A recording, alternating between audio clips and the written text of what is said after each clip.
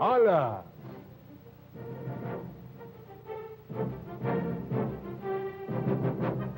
Hoy en Alas, decolamos con The Discovery Channel en el SR-71 Blackbird. Cuando a mediados de los 60 el SR-71 entró en servicio con la Fuerza Aérea, rompió marcas de velocidad y altura. Navegaba a más de 26.000 metros de altura y 3.200 kilómetros por hora. Era el avión más imponente del inventario de los Estados Unidos. Aun cuando este famoso avión espía ya no estaba en servicio, muchos lo recordarán como el logro más grande en la historia de la aviación. Hoy nos elevamos alto en el SR-71 Blackbird de Lockheed, en Alas.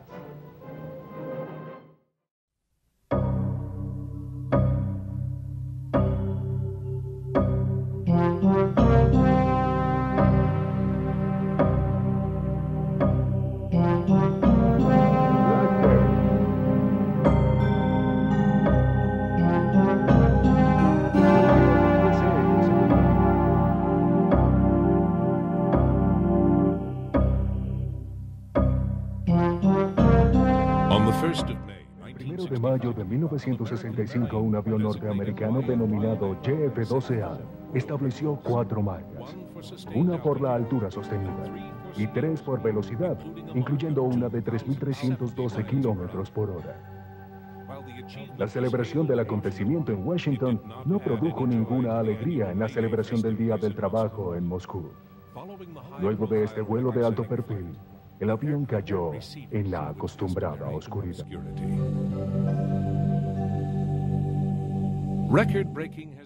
Quebrar marcas ha sido el rostro más conocido de una de las familias más misteriosas de la aviación, los Blackbird de Lockheed. Estos aviones eran tan avanzados para su época que para construirlos se desarrollaron métodos y materiales nuevos. La tecnología que empleaban y sus logros sorprendieron incluso a los expertos de la época. Los Blackbird eran tan avanzados para su época que parecían irreales.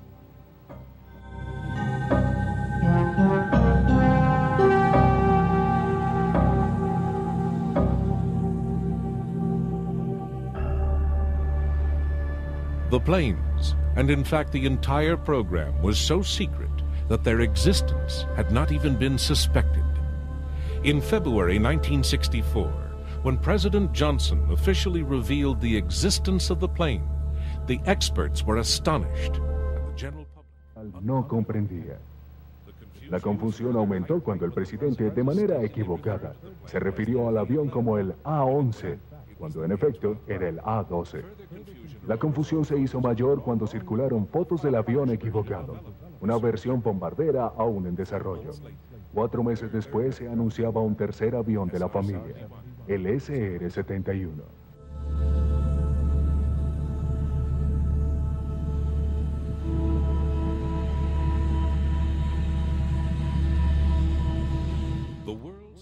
El primer avión en el mundo que navegaba a velocidades superiores a Mach 3 surgió de una serie de propuestas de Lockheed para un avión de reconocimiento de alta velocidad y gran altura. A la 12ª propuesta se dio aprobación limitada para su desarrollo. De ahí el nombre de A-12. Eso fue el 29 de agosto de 1959. El 30 de enero de 1960 se hizo un pedido de 12 unidades. Literalmente todo el avión tenía que inventarse de la nada, hasta la pintura. Sin embargo, el primer vuelo tendría lugar solo 2 años y medio después.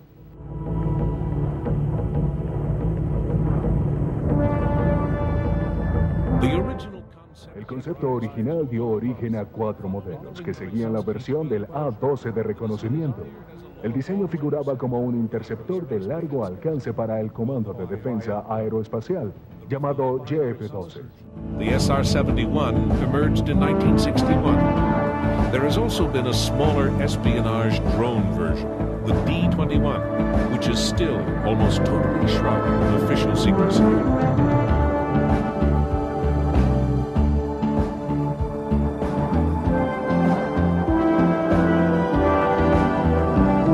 Security surrounding these planes over the years is not in any way surprising.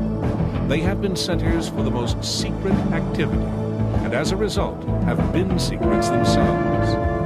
Facts about them have been part of an envelope of carefully controlled information. For example, the records they set in 1965 were no reflection of their full capability. The figures were simply sufficient to be radically new marks. This was suspected by some at the time. Algunos sospecharon lo que se demostró más tarde. Desde entonces los aviones han demostrado mayor capacidad y establecido nuevas marcas.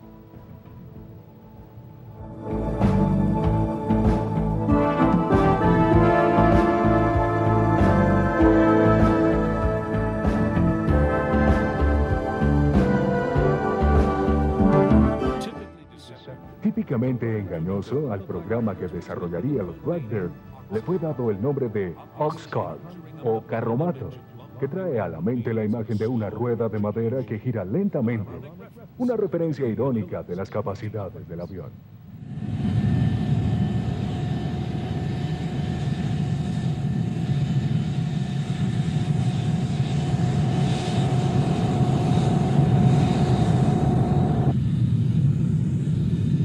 Some figures about the aircraft are available. An SR-71 is 107 feet long, its wingspan is 55 feet, and it stands over 18 feet high. It carries no armaments. Instead, its payload was made up of cameras and sensors. Empty, it weighed over 67,000 pounds, and its maximum takeoff weight was given as over 172,000. It could speed along with its 3,500 pounds of reconnaissance equipment for an unrefueled range of 3,250 miles. However, figures are not necessarily facts.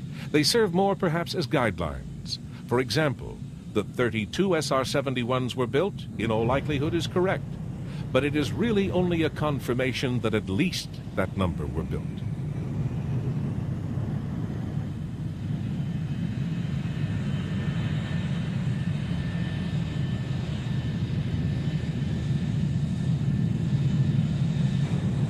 The Blackbirds originated at the beginning of the Cold War, from political needs in an era of growing uncertainty. Ironically, they reflected the danger of security. The unease generated by the Soviets' nuclear capability demanded more intelligence gathering. An absence of facts always encourages speculation, and speculation concerning the bomb has a tendency to generate paranoia. President Eisenhower promoted an open skies policy to permit reconnaissance overflights. The Soviets declined. However, the proposal was not simply a polite inquiry. It was also an effective declaration of intent. The U.S. would be taking a look at whatever was there, no matter what the residents might think. The nuclear stakes were seen as too high to permit any other course. All that was needed was a plane to do the job. In the early 1950s, the United States had a real requirement to overfly Russia to find out the status of their development of long-range missiles. There was no airplane in the United States or in the world that could safely overfly Russia at that time. Lockheed made an unsolicited proposal to Trevor Gardner, the Undersecretary for Research and Development for the Air Force, on a very specialized airplane. We promised to build within 8 months 20 airplanes for $22 million, including spares, that would do the job required. The program was turned over to the CIA, who then chose Mr. Richard Bissell, an economist, to run the program. Richard Bissell became a very good engineer, and he not only was our director on the U-2 program, but he also followed through with the development of the Mach 3 Blackbirds. When I first met Kelly, I had been working for nearly a year for Allen Dulles. I joined Allen's organization early in 1954.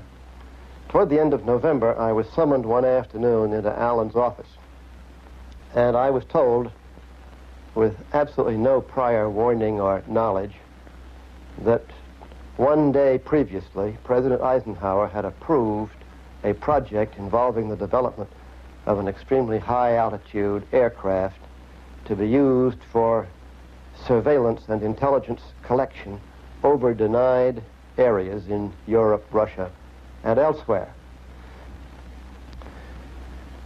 We had, on the basis of Kelly's proposal, an almost impossible schedule to meet. It was almost impossible for Lockheed, but I can assure you that it was also an extremely tight schedule working within the bureaucracy. The mission of the plane to overfly the USSR dictated several things. First, it would have to fly very high to be outside the range of interceptors and anti-aircraft weapons. It would also need a very long range. There would obviously be no fuel stops en route. These two aims complemented each other. Being out of range, the plane did not need to go particularly fast and could cruise economically. The shape which emerged was that of a glider, with extraordinarily large high-aspect wings, and reflecting an obsession with weight conservation. The prototype arrived at the Groom Lake test site on the 29th of July, 1955. Kelly Johnson's impossible self-imposed schedule was met. The plane flew on time.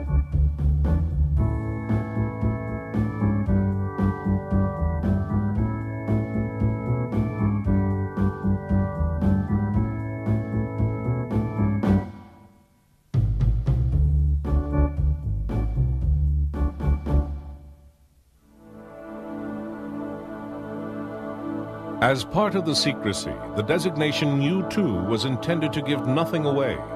The U stood ambiguously for utility.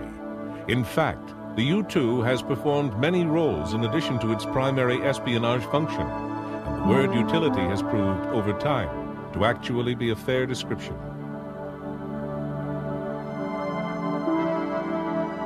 The U-2 is a demanding plane to fly.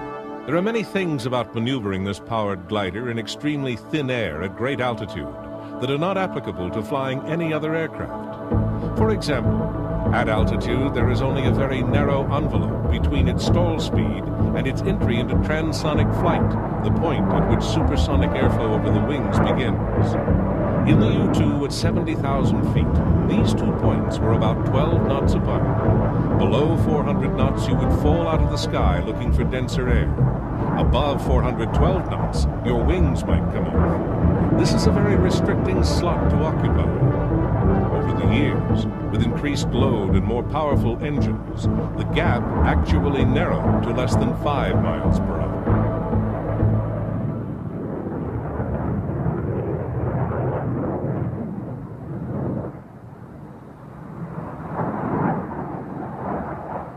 Given the stresses of the missions and the fragile nature of the planes, Kelly Johnson did not expect the U-2 to have a long lifespan, particularly when the frustrated Soviets concentrated their attention on knocking it down, as they most certainly would.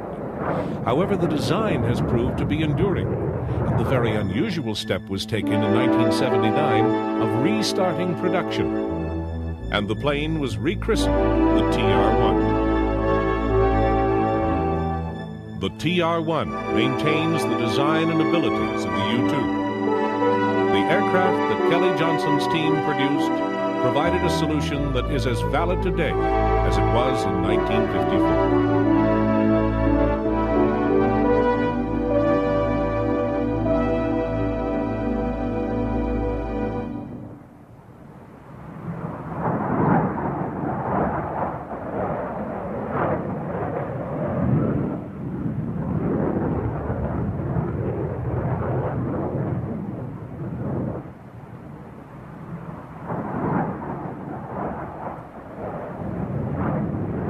Of course, optical cameras are no longer the primary loads of U-2s or TR-1s, which now fly electronic and communications intelligence missions, using their high-flying capability and small size. But these technological spying measures were not the original reason for the U-2s. And in the 50s, that reason, to overfly Russian territory, carrying cameras and taking photos, was a priority. But as the likelihood of the Russians developing weapons to shoot U-2s down increased, so did the urgency of replacing them. A new plane was needed, one that could fly much faster. If one was no longer protected by being out of range of interception, then one needed to be able to outrun it. About a year after that first flight in 1956, I came to the conclusion that we should start working on the successor to the U-2, because it was clear to me that sooner or later the U-2 would be vulnerable to interception. It was not a matter of simply commissioning the final design and production of an aircraft that was within, although at the edge of the state-of-the-art, as had been the case with the U-2. This time, it was a really pioneering effort. The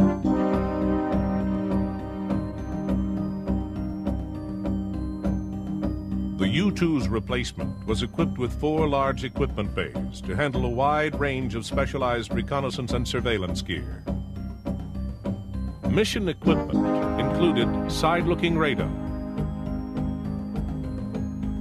a terrain objective camera, 2 operational objective cameras, 2 technical objective cameras, and infrared mapping, mission recorders, and an EMR system. The airframe is essentially a blended body and delta wing built around 2 huge engines. The long forward fuselage performs a number of aerodynamic functions. Its flat profile helps the Blackbird achieve a low radar visibility while retaining plenty of room for fuel and payload. The chines on the fuselage effectively make it act as a lifting surface and help improve directional stability. The enormous engines are positioned midway out on the wing and are housed in nacelles that have unique intake systems to control airflow. This is a critical factor in generating the plane's amazing power. Because of the Blackbird's speed, its wings are very thin, and a large part of their area is taken up with a honeycomb of fuel storage. But most of the fuel is carried in 5 tanks that occupy the majority of the fuselage.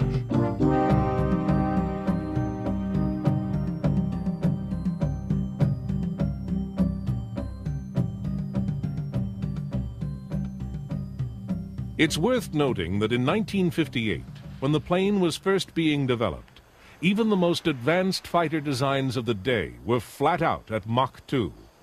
They had ranges and operating ceilings that were hopelessly short of the espionage requirement. Everything about this new plane would be revolutionary. There would be new materials for the aircraft's parts, and even the machines to make the materials and parts would have to be developed from scratch. Lockheed had some experience with titanium fabrication, but this would be only a starting point for the metals needed for the job. The plane would have to withstand very high temperatures for long periods. Different areas of the skin would be between 800 and 1100 degrees Fahrenheit at Mach 3. As a result, despite the expense of the material and the research and development costs of inventing it, around 93% of the plane is composed of a titanium alloy.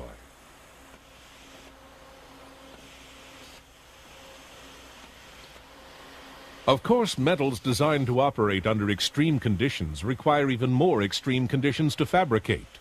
Some of the major parts had to be shaped in a huge press designed to operate at 1500 degrees Fahrenheit. No such press existed before the need for parts for the Blackbird, so it had to be developed. In fact, the company would go through countless experimental processes in developing the aircraft.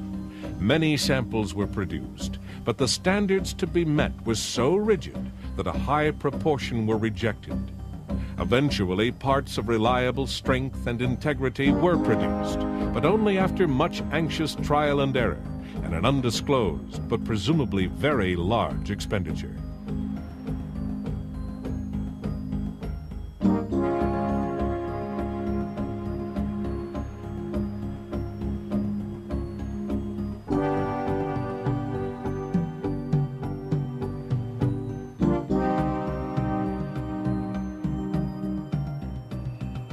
Hot forging of the metal in special ovens and presses was only the first step in the processing. These shapes were in effect rough outlines of the parts, The forgings then had to be machined to extremely fine tolerances.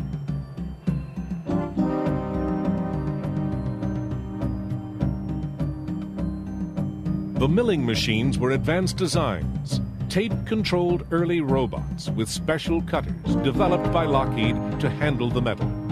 The cutting fluid was new too. One of its features had to be that it would not corrode the titanium alloy.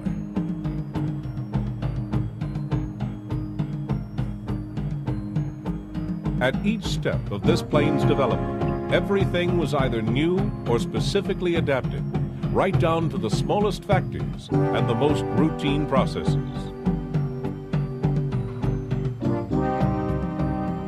Finished parts then moved into sub-assembly processes. Once again, everything was affected. Spot welders had to be specially adapted. Normal tools had to be recast in different metal. Nothing could be taken for granted. Early in the project, Kelly Johnson offered $50 to any one of his staff who could come up with an easy problem to solve. The impish humor barely disguises the core truth in the offer.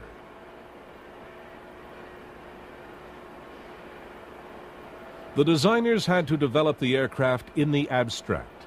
Their function was, as much as possible, to foresee the implications of each consideration and to follow them until each problem had been identified and solved.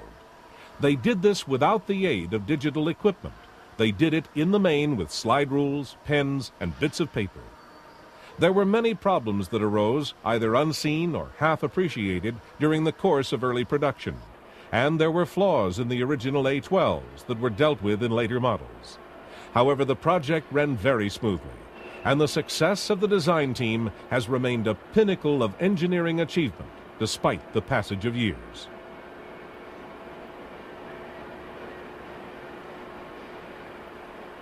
Each Blackbird came together as a series of sub-assemblies, with each of the major fuselage and wing components being produced in two sections. In part, this system was developed to save as many man-hours and as much assembly space as possible.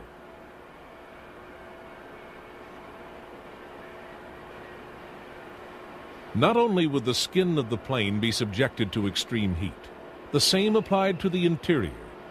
Wiring, which could be relied on at 900 degrees, had to be developed. The problems and solutions went on. Of course, no matter how good something looks in theory, there's always a need for more practical reassurance. A full-scale static test program was conducted. The kind of aerodynamic loads the aircraft would experience in flight were hydraulically forced, and the integrity of the design was studied.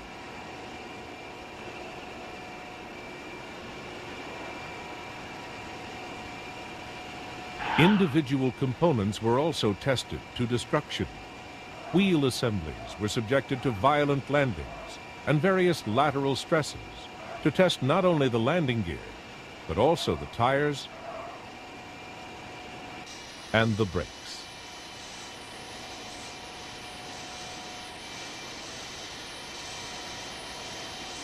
On the 30th of September 1964, the YF-12 became the first of the Blackbirds to be presented to the press. It can safely be assumed that no one turned down an invitation voluntarily. In aviation, this was the story of the day.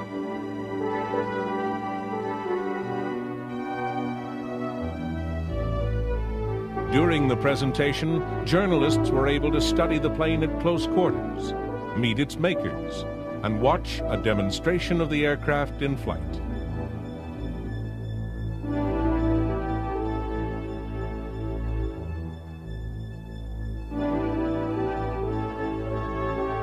As with many things about the Blackbird, it's difficult to determine where the plane's original concept came from.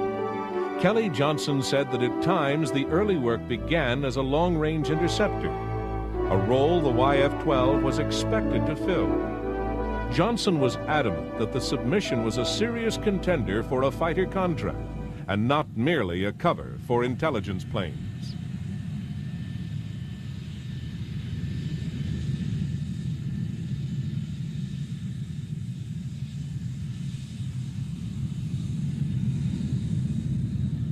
The YF-12's obvious external difference was the cutaway of the chines at the nose to accommodate radar needs. To compensate for the loss of stability caused by the cut-down chines, small ventral fins were added under the engine nacelles, along with another larger central fin which was lowered once the plane was airborne.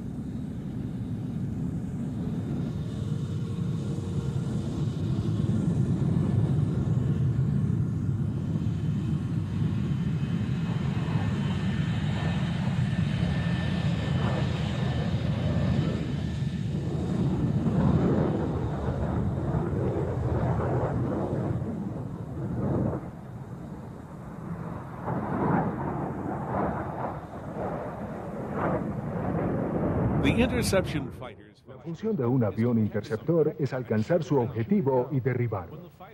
Cuando el bombardero vuela a mayor velocidad que una bala, las ametralladoras no sirven de nada. En 1960 no existían cohetes capaces de alcanzar Mach 3, así que una vez más algo tenía que inventarse para los Blackbird.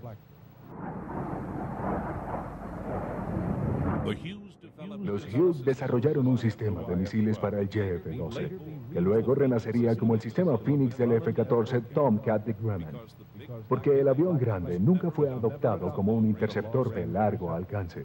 Como avión unifuncional, simplemente no encajaba en lo establecido.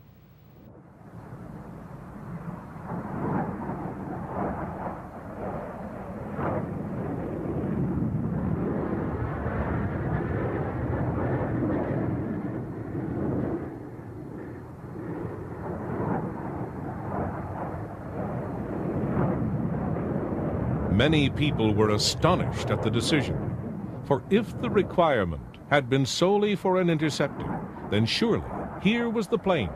However, politically, it reflected the wrong philosophy.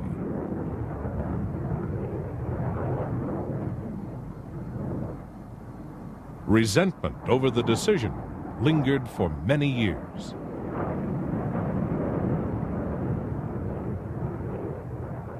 Now, coming to the YF-12 and the SR-71, I guess perhaps the unique thing, the real unique thing about those two airplanes, unhappily, is we built the wrong one. We built the... De lo que necesitaba este país en ese momento particular, y creo que Kelly está de acuerdo con nosotros, construimos el avión equivocado. Hoy no tenemos un interceptor que pueda llamarse realmente así. Y aquí tenemos un avión que hace 14 años excedió todos los límites de velocidad y altura. Aún hoy, bajo la forma del JF, el SR-71 es un avión considerablemente mejor que lo que tenemos. Pero necesitábamos un interceptor y no lo tuvimos.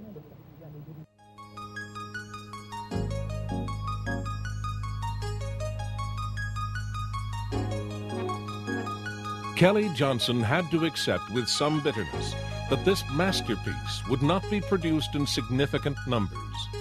Only a few would ever be built, and they would be shrouded in the most effective security possible. Limiting manufacture to the SR-71 reconnaissance version ensured the mystery of the Blackbird, whereas the more public role of a fighter version might have allowed the crescendo of worldwide acclaim that the achievement warranted. The SR-71 was announced by President Johnson on July 24, 1964. It came as somewhat of a surprise to Lockheed because the SR-71 was supposed to be the RS-71 or the R-71. The R stood for reconnaissance and the S ambiguously for strike. However, it was decided that the president's name would stick as standing for strategic reconnaissance. The SR-71 took off for its first flight on December 22, 1964. The flight was a complete success. Everything worked. The pilots and mechanics were happy with the aircraft. The flight testing program proceeded well, most major problems having already been sorted out during the experience of the A-12 and YF-12 projects.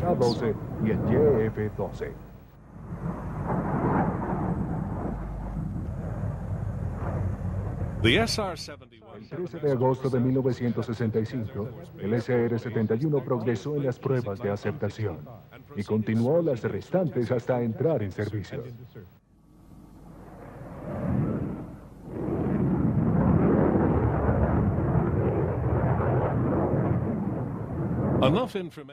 Conseguir información sobre los Blackbird era difícil, asegurando así convertirlo en uno de los secretos más famosos del mundo.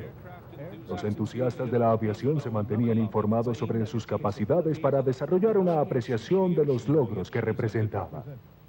Así, en septiembre de 1974, el Festival Aéreo de Farnborough recibió un visitante especial.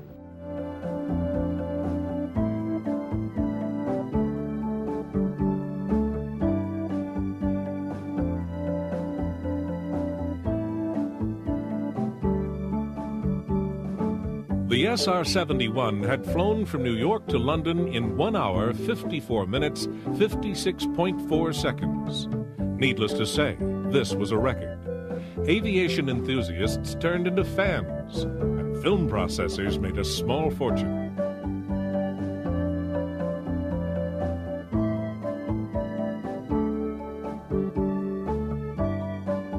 Whenever the SR-71 turned up at an air show, it attracted a large crowd on its own. In fact, even the unfounded rumor that one would show up led to good crowds. The SR-71 spent so little time in public that this was understandable.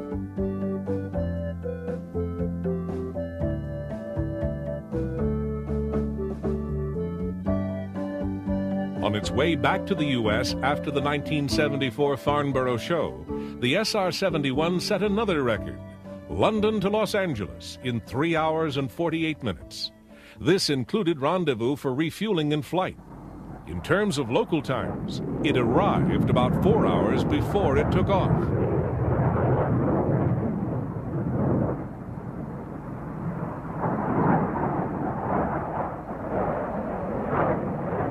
Among other records claimed by the Blackbird was the flight on the 26th of April 1971, which covered 15,000 miles in 10.5 hours non-stop. This was the equivalent of San Francisco to Paris and back.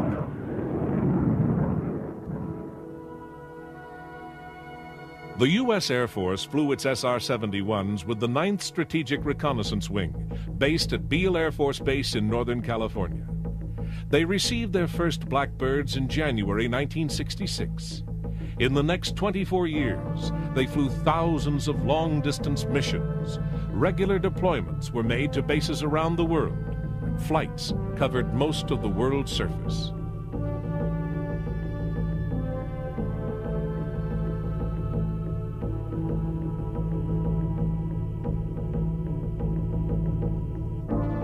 Only top-of-the-line pilots were eligible to fly the SR-71. Requirements were about the same as for the astronaut program. There were no shortages of applicants for the job, however.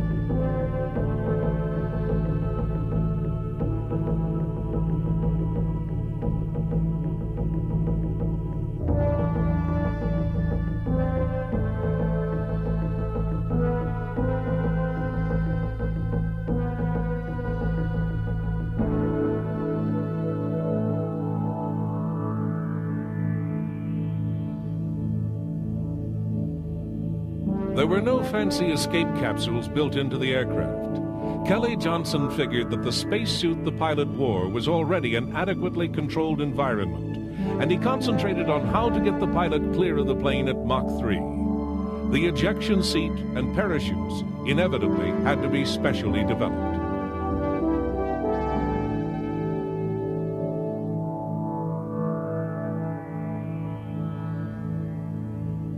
Of course, there is no real way to test such an escape system. Obviously, you cannot simply take a Blackbird up to Mach 3 at 80,000 feet and shoot the crew out. At some point in the process, you have to accept whatever can be proved in adequate tests and deduce the rest.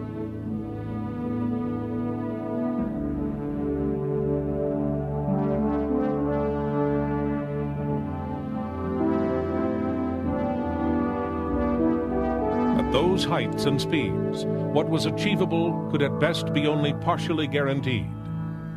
Over the years, at least 11 SR-71s were lost for various reasons, and several crewmen died.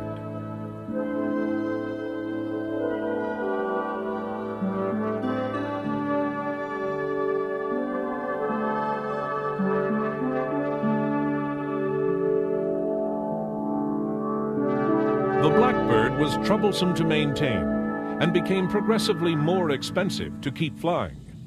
Each airframe had its own personality, a fact that pilots became very aware of. This may in part be due to the nature of the metal. Kelly Johnson asserted that each flight above Mach 3 would effectively retemper the alloy, theoretically giving the planes the strength to go on forever. However, coupled with what was essentially hand construction, this also gave each plane its own characteristics. Pilot instruction called for a special training variant. The SR-71 was a plane unlike any other, and simulators and other training aids were little preparation for the real thing.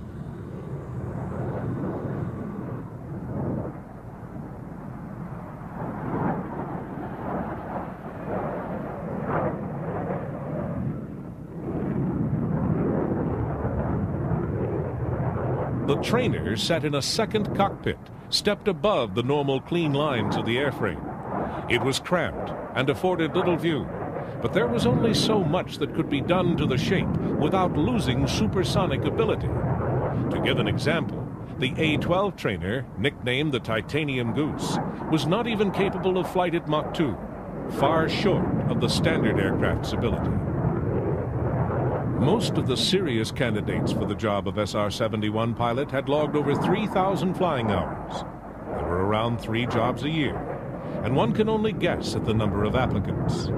One pilot, Colonel Robert Powell, was to log a total of 1,020 hours flying the SR-71. This meant that he had more hours in his logbook at above Mach 3 than any other pilot in the world. In those hours, he flew over 1 million miles.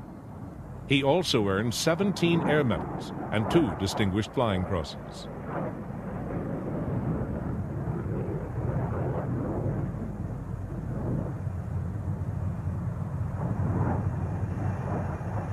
Kelly Johnson dirigió un equipo de diseñadores que produjeron una cadena de aviones realmente notable.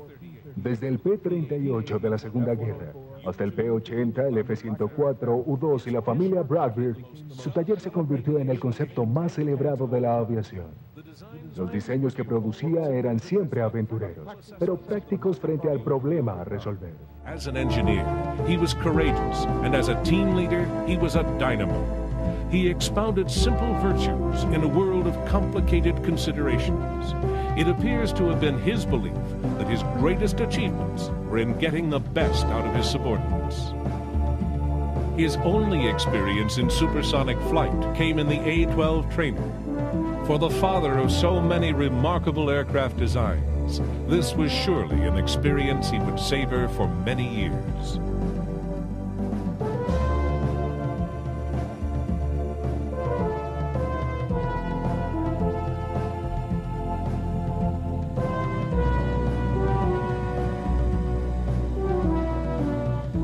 Kelly Johnson would probably have preferred a trip in each Blackbird, wouldn't we all?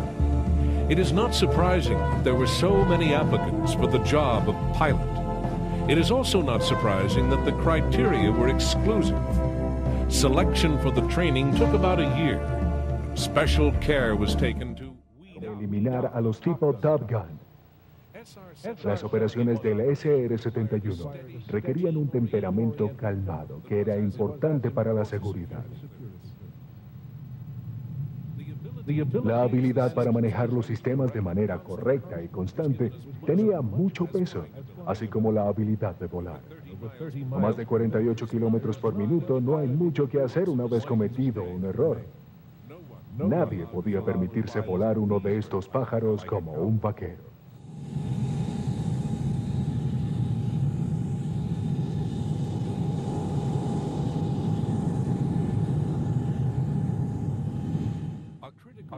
Una clave crítica para los Blackbird había estado en el desarrollo de un tanque que no se quemara simplemente por el calor en los tanques, el que como el resto del avión se calentaba mucho a grandes velocidades. Adicionalmente, a diferencia de virtualmente otro combustible, tenía que quemarse a grandes alturas. Una vez que se desarrolló el combustible, cualquier otro problema parecía pequeño. Pronto, luego de cada despegue, el avión se reabastecía.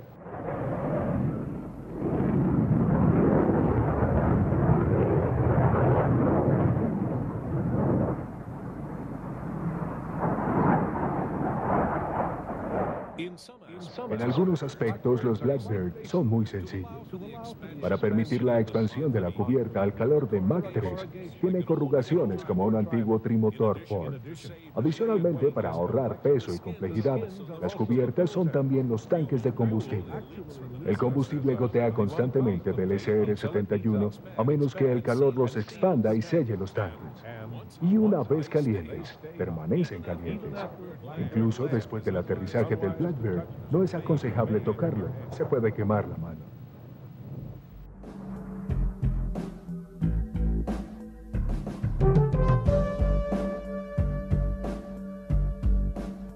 Time did not pass these planes by.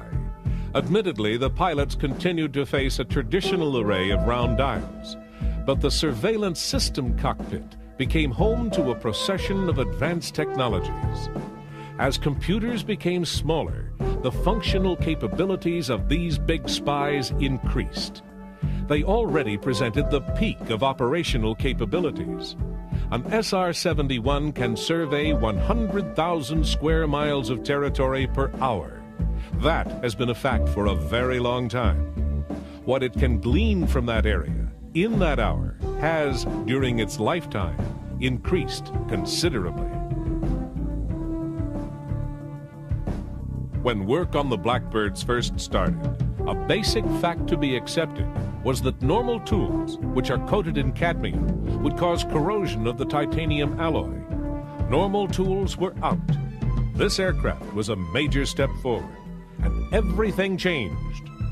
Or did it? Kelly Johnson probably thought that he was starting a new technological race, that the next generation of aircraft, worldwide, would be Blackbirds of some sort or another, that the next step to higher speeds, or perhaps more refined maneuverability, would push past the new marks that his masterpiece had created.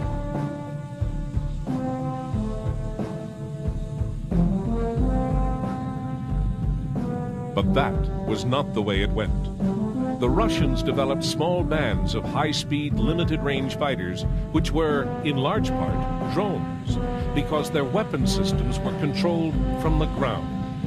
The pilot's only real function was to land and take off the aircraft and try to get the fighter in close proximity to its target.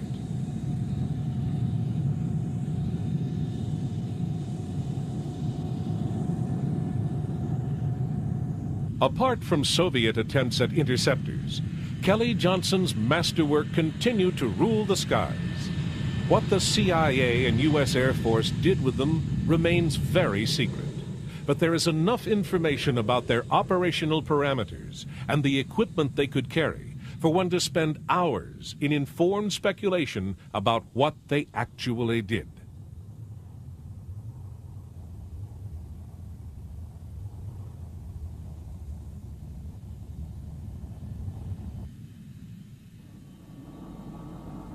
Back when Kelly Johnson's design team set to work on the problem of a U-2 replacement, they studied anything that could be considered a possibility. Among their early work was a proposal for a hydrogen-powered space aircraft, which Johnson described as a big flying vacuum bottle. This was well outside the technical ability of the time and was dropped. The plane that evolved bore no resemblance to a vacuum bottle. Super sleek and futuristic, the A-12. It should also have been outside the technical feasibility of its era, but has flown into history as one of the greatest achievements in engineering and one of the greatest aircraft ever constructed.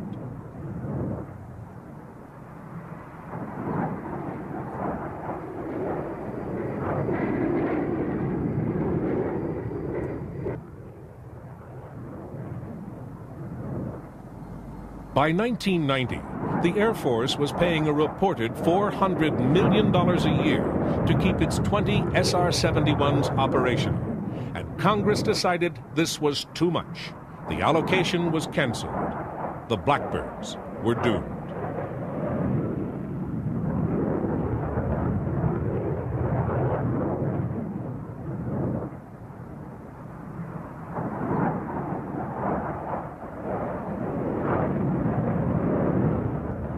They had spent their entire career in secret, and the immensely high cost of developing them was probably their best-kept secret. Sometime in the next century, information about them may be released. Until then, much about the SR-71 remains a mystery.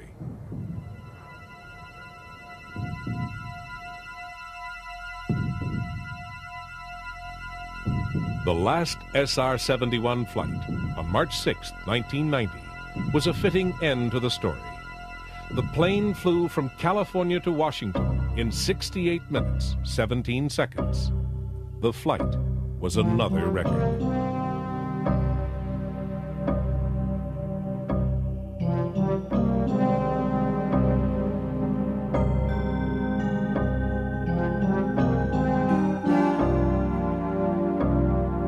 There has been no other plane like the Blackbird. There probably never will be. If a major factor in establishing the greatness of an achievement is to compare it with its contemporaries, to what do we compare the Blackbird? Certainly nothing else of 1958 vintage, and nothing that has been produced since. The Blackbird stands alone and is probably the greatest aircraft ever built. That, at least, is not a secret.